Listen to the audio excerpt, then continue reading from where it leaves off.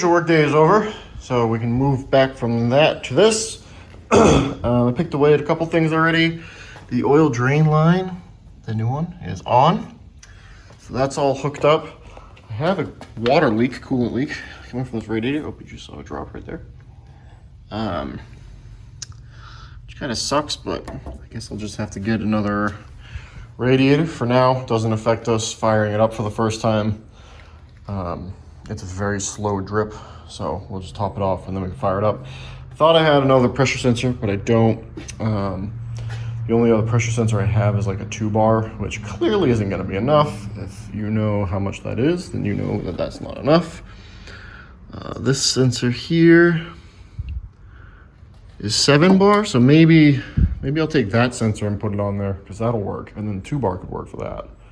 So actually I do have a way to do that, so I'm going to do that. But everything else to run the car is hooked up. I don't even technically have to put the intercooler piping on to fire this thing up. I need to put the axles in it and the lower motor mount so that things aren't flopping around like crazy. So I'm gonna do that right now, get some gear oil in it.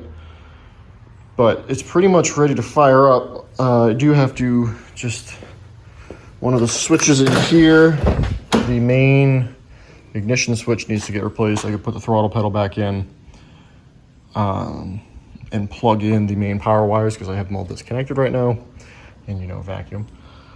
And then it should fire up. So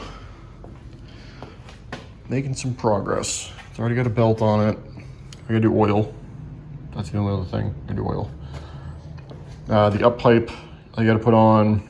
The vent for the up pipe for the wastegate, plumb the wastegate, that's easy. This right here is the back pressure gauge. We just gotta mount that, put the harness in it. I'm gonna run the additional input expander from Fuel Tech. I'm gonna run the wires out to here that I need. We need the front 2 wheel speed sensors, so that's 2 sets of wires. And then the harnesses that I have for the additional pressure sensors that we have hooked up, I'm gonna run those inside so that we don't have stuff meeting out here. They can all meet inside. So we're getting pretty close. All right, everything in the engine bay is pretty much done, aside from me tightening that. Our MAC valve is hooked up, all of our sources hooked up, sensors are all hooked up. We got wiring straightened out a bit. The only thing left to do up here is I gotta get a new radiator to fix that, and I gotta put the battery in. Battery has to wait. Intercooler piping is all in completely, blah, blah. So now we start this process, which is cleaning up the interior. I'm gonna just take this seat out, it's super easier. And then hooking up our extra input device, and then getting our wheel speed sensors hooked up, which the front 2 are gonna be pretty easy. I have to look at a wiring diagram and figure out where the rear 2 hook up. I don't think we have that harness still in the car. We don't. So I'm probably just gonna have to run my own wiring to that, which isn't a big deal. This harness is pretty long, so there probably might be enough wire on here to do it. So I need to put the CAN bus wires back into the main connectors for the Fuel Tech so that we can connect that via CAN bus. And also that'll allow me to connect our wideband controller via CAN bus. We actually have the new Nano Pro, which is a touchscreen. I'm also gonna change how we mount the Fuel Tech. We're gonna do it the same way I did it in Rex's car, the silver car we built that did like 450 horsepower. So I'm gonna get to that. I gotta sit down and figure out some wiring stuff, and then we'll go from there. All right, I gotta make a little mounting plate. I'm not gonna use the factory cover thing that I had been using. So I'm gonna make a little bracket that'll hold that like that, and then put this, up in the middle or something. Get the input expander in here.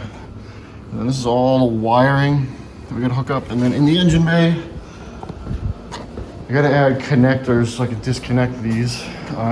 These are for the front wheel speed sensors, so I gotta hook those up. But if I put a battery in it right now, it should turn everything on. All the CAN bus is connected through all 3 of these, so they're all CAN bus connected now. So now it's time to just wire in this. So we have our main power and ground, 12 volt power and ground for the input expander itself. We have sensor power and sensor ground. We got to wire in our sensors to, and then inputs for all those. And then these two big ones are for the rear speed sensors, which I'll have to figure out. We're not worried about that right now. These will be more for traction control and things like that. We can use the front speed sensors to set everything else up for now. I forgot that the rear facing harness is still in here, so if the factory rear speed sensor stuff is here or on the other side, I'm just gonna use the existing wiring. So for now, I gotta wire these up, and then as soon as this stuff is hooked up, I can put power to it and turn the ignition on, and everything should turn on. The only thing is I gotta put fuel in it before I do that, because I drained this thing of all the fuel that was in it. So we have some E85 to put in it. We're gonna go straight to E85, no gasoline this time around. So yeah, I still gotta put this pedal in too and vacuum down here because it's gross from sitting around for so long. It's nasty. All right, I'm gonna get to doing that. We'll see what it comes out like. Wire it up. I have this all exposed just so that I can reference stuff to make sure that I get the inputs set up right. We got power and ground to the input expander, power and ground to that. That's all hooked up. I've just plugged the pedal in just so I can verify stuff's working. I'm gonna put some fuel in the tank just so the pump doesn't run without any in it. And then we're gonna put the battery in it, and I'm gonna turn on my ignition switch and see what happens. Only a little bit nervous. We got a little bit of fuel in there. We got power and ground hooked up. I'm gonna flick this and see what it does. Fuel pump turned on. Okay, so the Nano Pro did not turn on, and the input expander did not turn on. So we need to look into that. But the fuel pump turned on. Let's see.